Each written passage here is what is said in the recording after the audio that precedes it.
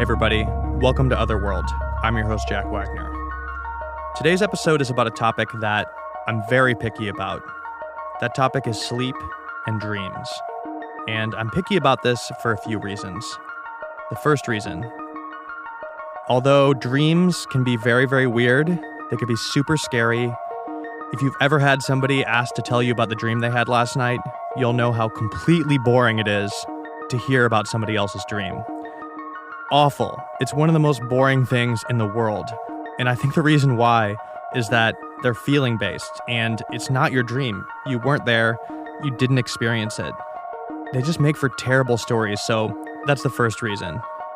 Second reason, dreaming and sleeping can be a lot of things. It could do a lot of crazy stuff to the human body.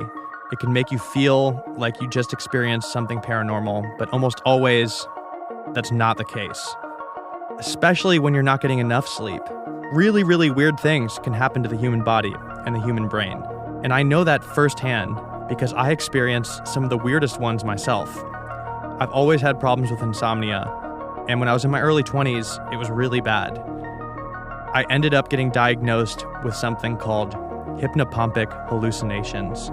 And basically, it's when you wake up, start going about your day, your body and your brain is awake, but the part of your brain that makes you dream is not quite turned off.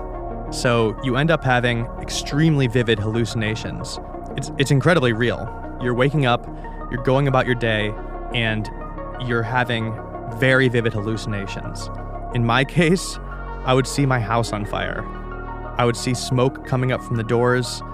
I would see flames rising up, and I would immediately start fighting this fire in real life. Eventually, the visions would slowly disappear from my vision, almost like a movie. It would just start fading out, and I would be left there on the ground, holding my comforter like an idiot, stamping out flames that were never actually there. And this is absolutely terrifying. Absolutely terrifying. Number one, the fire that I thought I saw was scary, but also, even scarier is afterwards, that feeling you're left with, just knowing how out of control you are of your body and what your brain can do to you when it's not working in your favor, when it turns against you. That's really scary. Because of my personal experience, as I go through submissions for this show, a lot of times I'll be reading a story and notice that it sounds a lot like what I experienced, or even other sleep-related disorders.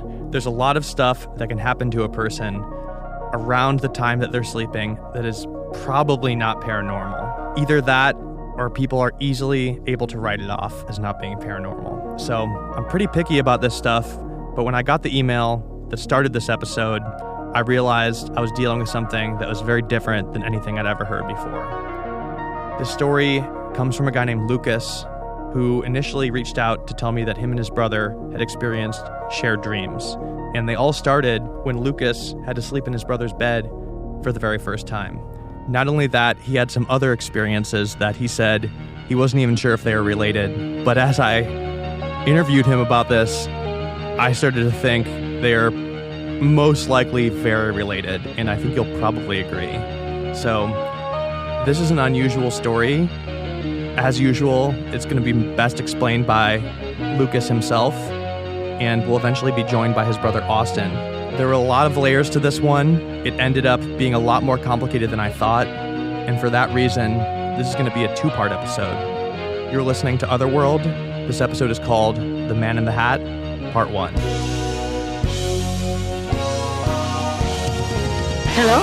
Bobby? Yes, it is. You still rolling? Yeah, let us know when you're ready. Okay. Ask a question. Can you tell me Samoa in the Pacific Islands be creepy, superstitious? This is a story about... It's like comes out like that.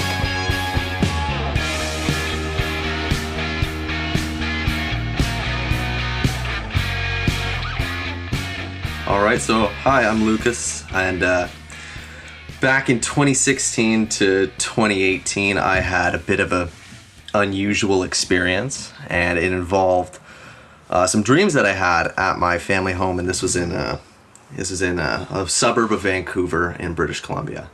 I was 17 at the time of the first incident. I was preparing to go to university. I joined the Army Reserve when I was in grade 12, and so I was doing some training there and getting ready to go to basic training. But everything else was just the classic high school. Everything was just parties and tests and just trying to get ready for university. My brother had just moved away. He went to university, and he was in grade 12 at the time, so he had just taken off a year before me. And I had a girlfriend at the time, as a high school girlfriend, and she would stay over at our house fairly often. And when she would stay over, my parents had a rule where if she was staying, we couldn't stay in the same bedroom, not until, if we moved out of the house, they don't care about while we're there. It's a no-go. And so normally I would stay in a spare bedroom with just a mattress on the floor. It's next to my bedroom. And this time, though, for whatever reason, I had to stay in my brother's old bedroom. And so it was my first time ever actually sleeping in there. And, we were watching TV, whatever, getting late, and it's time to go to bed. So I went up to the bed, and I went in, everything seems good, and I lay down, and the second that I go to sleep, like normally I fall asleep really fast. It's like usually as soon as the head hits the pillow, I'm asleep.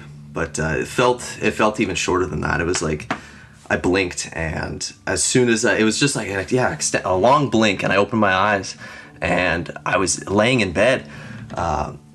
Everything seemed like pretty normal, and when I was laying there, something pulled me up out of the bed, and it felt like I don't know about hands, but it just felt like something was grabbing me, and it pulled me up, and it brought me to the window of the bedroom. And so his bedroom window looks out on a cul-de-sac and then down a street. And so it was dark out, there's all the street lights, and I felt it pulled me up and carried me to the window.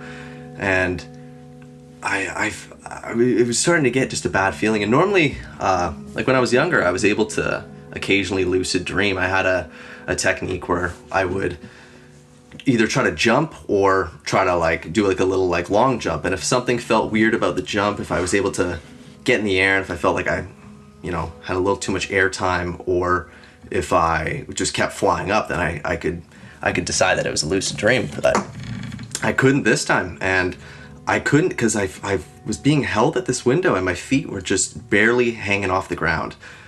And so I was basically in my dream, I was being forced to stare out this window overlooking the street. And at the very end of the street, past the cul-de-sac, I just saw a black figure standing there, and it was incredibly ominous. And I couldn't look away from him. I was trying to just look away, but I felt this, it felt gentle when it pulled me up to the window. Everything felt kind of nice and normal, but as soon as I saw the figure at the end and I tried to look away, it wouldn't let me, and it felt like the grip that was holding me there got a lot tighter. And as I was looking at him, I could see him looking at me, and it was like his body was like electric, but it was all black, and it was just vibrating, and his fingers were they were just feet long. They were almost touching the ground, and he just stood there just staring. It was locked in, right, staring at the window. And once I had fully made eye contact with him at this distance, he just went to a full sprint, head down, running right at the house. And as he was running, I could just feel my eyes were starting to get tunnel vision. Everything was vibrating. It had a boom, boom, boom sound, and all the lights behind it was just everything, all the street lights behind it was just getting darker and darker as he got closer. And when he got to about the end of the cul-de-sac, I felt this hand grip on my shoulders and head. It just released me, and I was able to step away, and I just in first thought jump back in bed. And when I got back into the bed, it felt kind of the same as falling asleep. I just closed my eyes for a quick second, just a bit longer than a blink, and I opened them, and it was morning, and I'm completely fine. Everything's good. I'm laying in the same spot. I went to bed. Nothing had changed.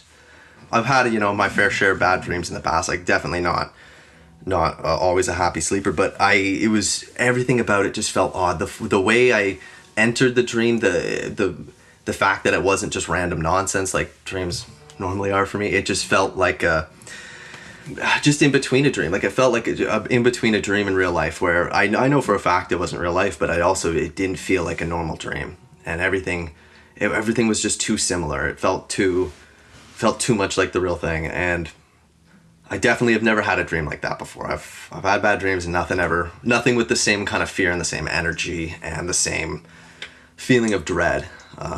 But we went on, and the next day everything's totally fine. And she ends up staying over again, the same girlfriend at the time she stayed over, and I had to sleep in that bedroom again for the second time. And I went to the bedroom and I laid down, and it was the exact same thing. The second I laid in bed and I closed my eyes, it was almost instantaneous, like a blink, and I opened them up and I instantly knew like what was going on. I was thinking, oh no, like here we go again. And I felt the same grip, and it was a lot more aggressive this time. And it picked me up and dragged me to the window. It wasn't so much of like a gentle carry. It like forced me to the window and held the back of my head to look out it.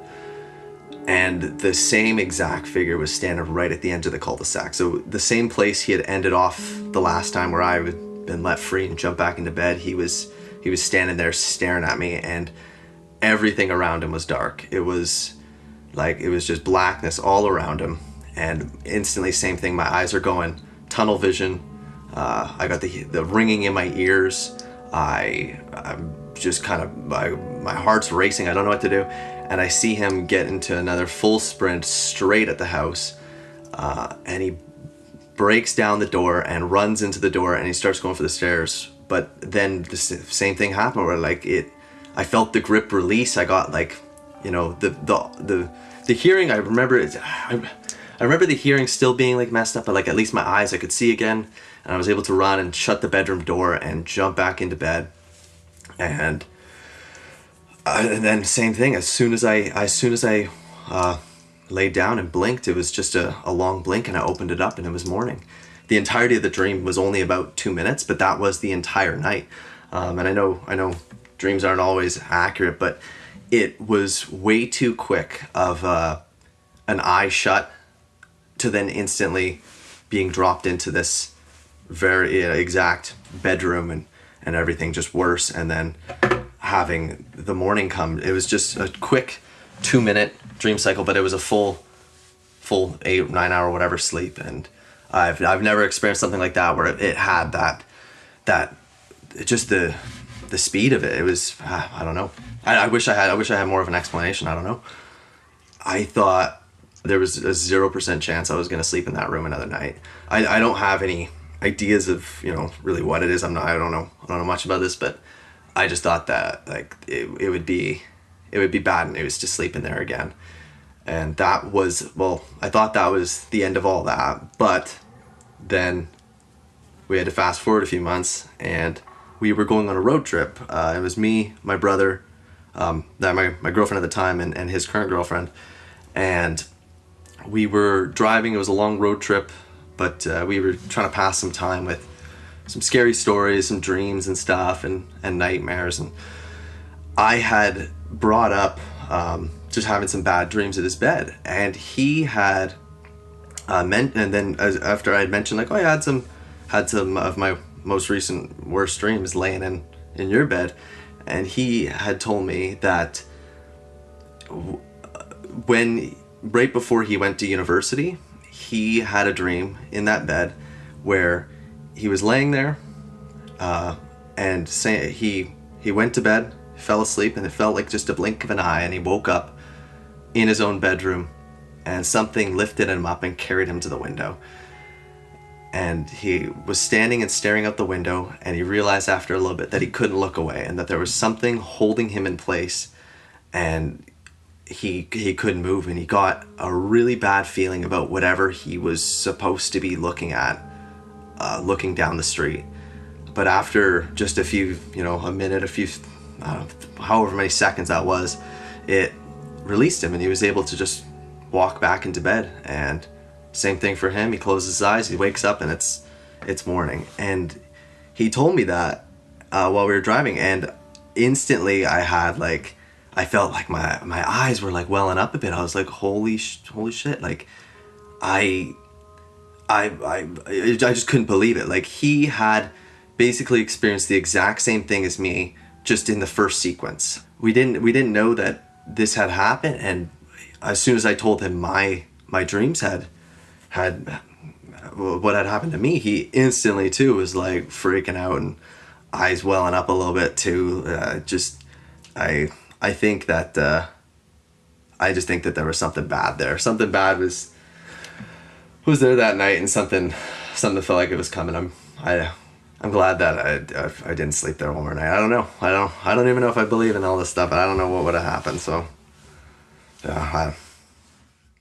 So, obviously, I wanted to talk to his brother Austin about his version of this, but it sounded to me like Lucas was the main person who experienced this, and his brother Austin experienced, a small version of it, but for the most part, it was Lucas.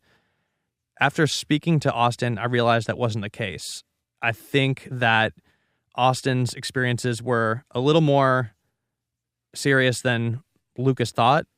And I also realized that Austin didn't quite know the full extent of what happened to Lucas, because there's more things that happened to Lucas, and I don't think he ever told his brother about it. So this is, for me, when the story started to take a turn, and I think you'll understand why. Let's get back into it. This is Lucas's brother, Austin. My name's Austin. I'm Lucas's brother. So that was a very intense moment where Lucas started talking about the dreams that he had in my bedroom. We were on a road trip up to our parents' cabin, and he was driving and I was in the back seat, and he mentioned these like really scary dreams he was having, and how it took him to the window and he saw this figure, and it related so closely to my dreams that we both just kind of broke down, and I think we were both in tears at that point because it was just so intense for both of us. He was talking about this figure that he saw, and that it was black and no distinguishable shape to it.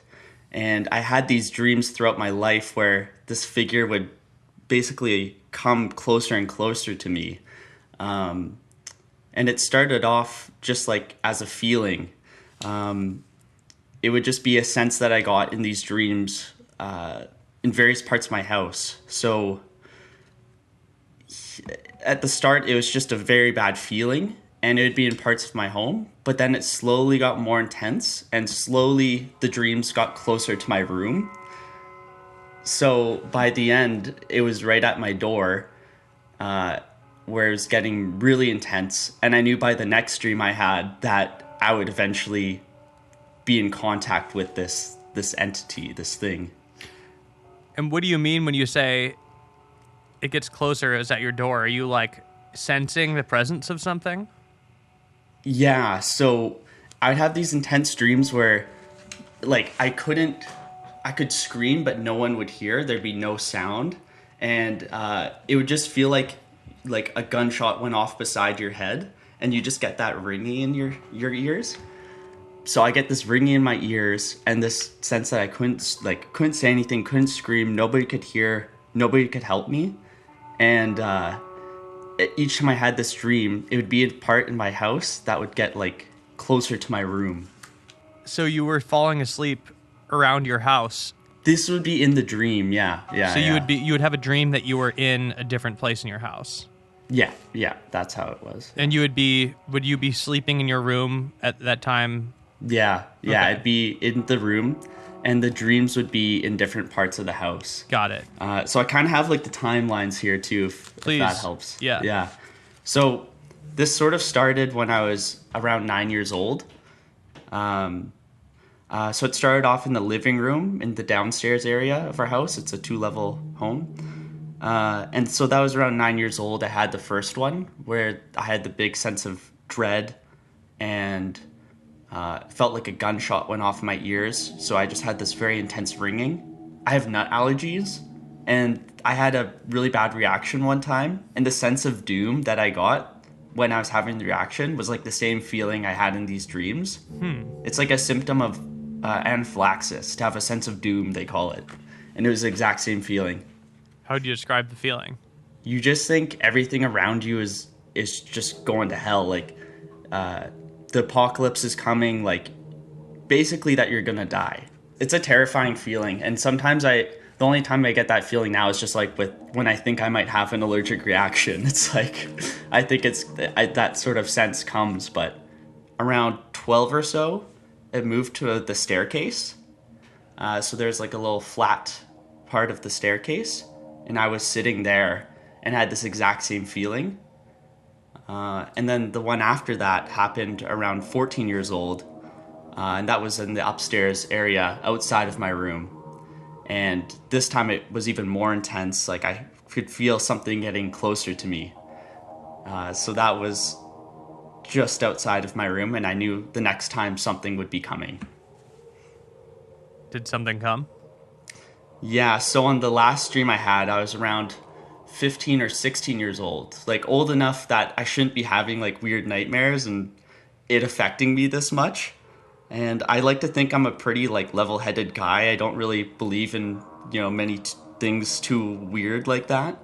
But I had this dream where I was laying in my bed sleeping, and in the dream I woke up in my bed and had this figure grab around my neck and pull me up to the window and show me just the orange glow of a street lamp down onto the cul-de-sac.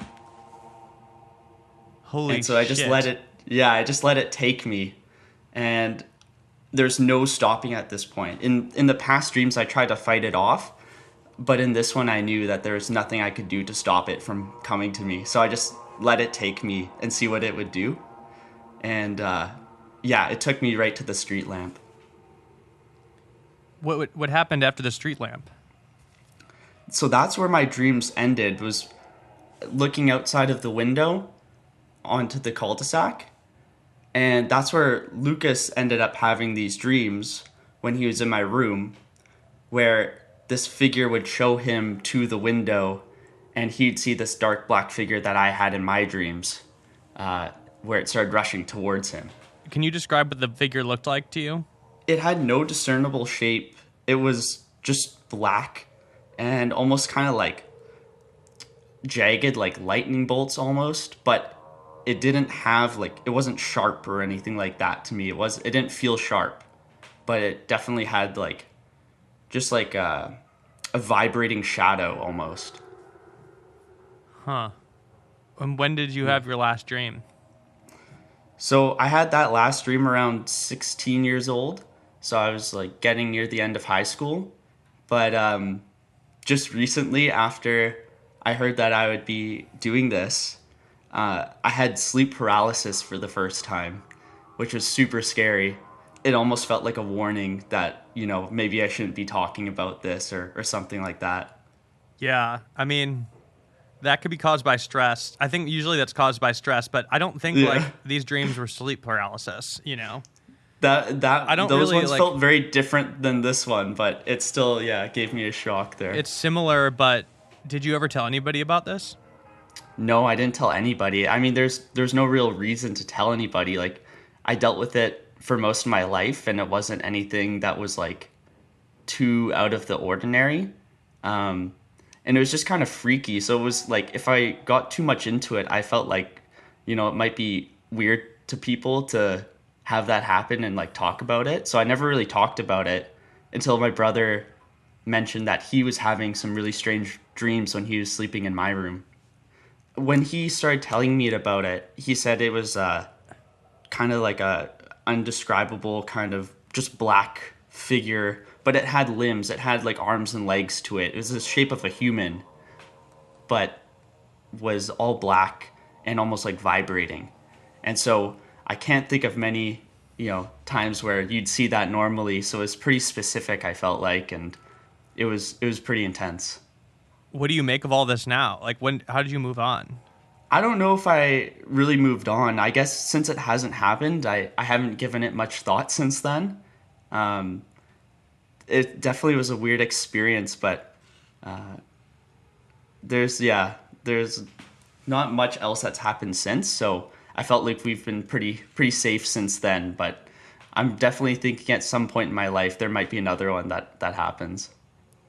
Has your brother told you about the stuff that happened to him after the dreams? No, not really. I knew that he had one or two dreams, but I didn't hear much about after that. Oh boy. What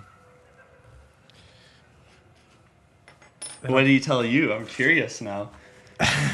So after that so I had talked to my brother about that, and after that it was calm. We had both, had our freak out and realized that we had shared something, and it was definitely the first experience I had with anything that could be considered supernatural, paranormal, whatever it may be.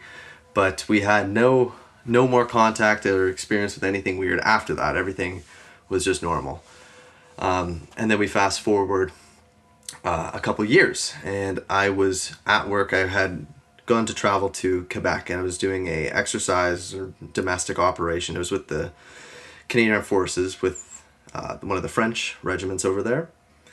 And it was a really busy time, but I think a point to stress here is definitely that I was getting enough sleep for this next part, because a lot of people think that it has something to do with sleep deprivation, but that was not the case in this time.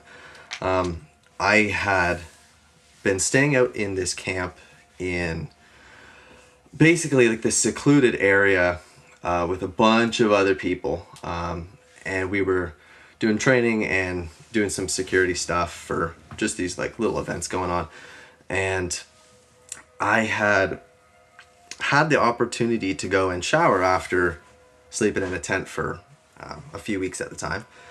And I went over to the shower area, and it was basically a tent attached to a trailer that had showers, and there was pallets all over the floor that were like just to keep your feet out of the dirt. And I had just finished showering, and I was coming out of the shower.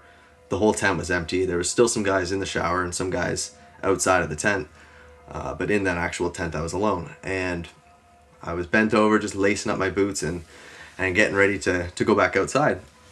And I heard someone come in behind me, and I obviously assumed that this is somebody I may know, or just some random guy who I work with. And I just like say hello in like my broken French. I'm not good at French, and I didn't hear a response back, and I partly assumed that was just because I speak French so horribly that he thought, maybe I'm saying something else. And I turn around, and it was not. This whole area is completely secluded. We're in the middle of nowhere. Not nowhere, but we're completely barricaded off from civilians in this place. And I look behind, and it's not somebody wearing a uniform. It is a guy about, I don't know, a huge guy wearing a hat, a long coat, like a big brimmed hat, like a top hat, whatever it would be. And he just bent over and walked right out the tent. And I only got to look at him for probably a second or maybe a bit less, but it was definitely enough time to see the full figure of him. And I couldn't see his face exactly, but I could see his outfit, I could see his hat, and I could see how far he had to bend over to get out of the tent. Like, I'm 6 feet tall. I only have to bend my head and my shoulders a little bit to get out of this style of tent, and he had to basically lean completely over by at his waist to get out. And I stared at him for a second, but I didn't know what to do. I was just thinking, this is one of the wildest things I've ever seen. And so I just thought, fuck, he just bad energy all around him. It was all I could think is, I have to deal with this later. I don't know what I'm gonna do about this now. I'm in the forest. Like, there's there's nothing I can do. And so I finished lacing up my boots, and the whole tent just felt so dark to me at that point. And then I walked out of the tent, and I saw my friends standing around a smoke pit, and I like walked up to them like very casually, like, did you guys happen to see somebody who may be wearing, you know, a large trench coat and a top hat walking out of there? And they were fairly enough like kind of laughing and like thinking I might have lost it a little bit. And I just played it off and pretended like nothing happened, and I thought, yeah, I'll deal with this on another day. The smoke pit was directly in front of the entrance of the tent, just about like 20 feet away. And so without a doubt they would have seen a guy not in a military uniform coming out of this shower tent, not to mention that he's a giant. And they just gave it a chuckle and thought I was either kidding or I was insane, and I let it go at that. But it just left me with a pit in my stomach. It was looking at him, it was just it gave my heart definitely a little jump, but it also just kind of a similar feeling to seeing the figure in my dreams, where it just kind of made my eyes tunnel in a little bit, the hearing went a little bit softer, and I didn't know what to do. But I went back outside, and we just went back to work, all showered, and I just had to forget about that one for a little while. And I thought that would be the last time that I saw him. I thought it was a one-off thing. But he did show up one more time.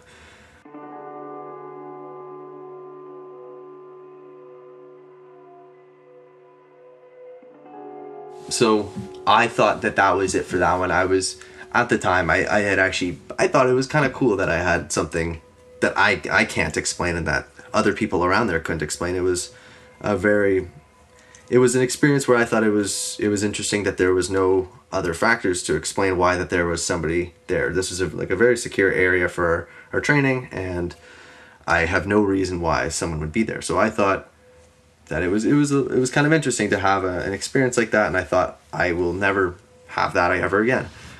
And then we go forward then up until it might have been early 2019 or 2018, but I was staying at the house of my current girlfriend, and she lived in East Vancouver. And so I have a dog there too.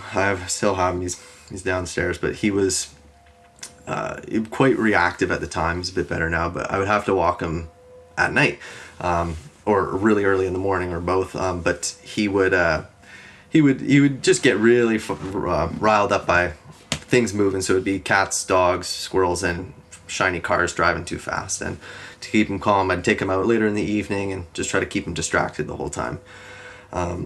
And while we were walking one night, it's a safe neighborhood too. So I've got a hat down, pulled pretty low, and I got headphones on. I'm listening to music, and I'm coming towards our house again. And as I'm walking up, I get to see, I'm walking towards the side of the house on one of the cross streets, and at the front of the house, or just across the street from the front of the house, there was a man standing there staring up at our balcony that overlooked the street. And he was wearing a trench coat, a big black brimmed hat, and he was a very tall man.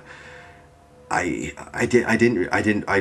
soon as I saw him, I started stumbling. I couldn't really walk right. I was trying to just get back into the house, thinking, oh my God, this is it again. This time it didn't carry what I would describe as the same energy. It didn't have the same feeling of dread to go along with them. But I this time I got to get a really good look at him from across the street. And as soon as I was had stumbled that first time, thinking oh my God, there he is, he looked right at me, and I was just thinking well, I got to get in the house. And so I started power walking, trying to look as normal as possible. I know I don't look normal. I'm walking like a weirdo, and I'm trying to get there as fast as I can, and he's just eyes locked staring at me as I cross the street. And I'm going up to the side of the house, which is where our entrance is. And as I'm going there, he's just still staring at me. I didn't know what to do, and I wanted to look as casual and as normal as possible, despite that not really being possible. And I just, with my hat, I did like the classic, like tip of the hat down, a little head nod and a tip of the hat. And he just gave me a look, and he took his whole hat off and did like the full hat salute, like where he does like he like tipped it fully off his head, and then turned around and just walked away. And I ran inside, immediately running up to look out the window. And he's not there. I'm sure he could just walk around a corner, but like he wasn't there. And I was immediately then weirded out, because despite this time where I had way more time, like a full 30 seconds to be looking at him, and I got to see exactly what he was wearing, his black pants, his trench coat over top, or I don't know if you can describe it as a trench coat, but just a long black coat and a wide brimmed hat. But I thought what really, and it still weirds me out now, is like, I can't imagine his face. I was staring at his face, like I was making eye contact with it, but as soon as I was inside, I could not picture his face at all. I don't know if I was just too nervous, I was running away from this guy, but I couldn't imagine his face, and I still can't now. And he was definitely not dressed appropriately for the area. I'm sorry, I'm trying to make people believe that too. I don't know. It was a big part of it too. Is just like, it was an empty street. Like the whole street was dead. It's a smaller suburb, and to have somebody just standing outside staring across the street at our balcony window, the long coat and the big brimmed hat, it stood out to me as just it felt all off. And the way, especially too, that when I had stumbled a little bit over the curb and I looked at him and he was locked on staring at me, I felt like kind of felt like he knew me, or he was waiting for me. I don't know, but he was, yeah. Thankfully, since then, I haven't seen him at all. I like to think that in my head that maybe tipping the hat was the right thing to do, and he was just gonna leave me alone after that. But I mean, like, yeah, that if that was the same thing as what I saw in Quebec, like if he followed me across the country, like it was an experience, and I haven't had anything else since, and I'm thankful for that. I maybe one day in my life again I will want something cool to happen again, but for now I'm definitely okay without ever seeing them again.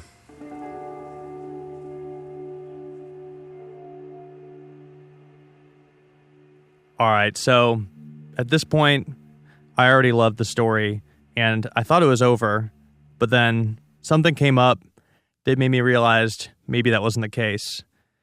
It happened when I was interviewing Austin, actually. After the interview, we just started talking, sort of just chit-chatting about the whole thing, because I interviewed him last, and he said something offhand during that time when we were just chit-chatting that I'm glad I heard, because it sort of opened up the whole new can of worms for this story. And luckily I was recording that, and I'll let you just listen to it right here. I guess he was like looking up like communities around Top Hat Man at one point. Wait, oh, there is a community about this. Why everyone around the world is having the same nightmare. But for Lucas, he saw it mostly in real life, which is like...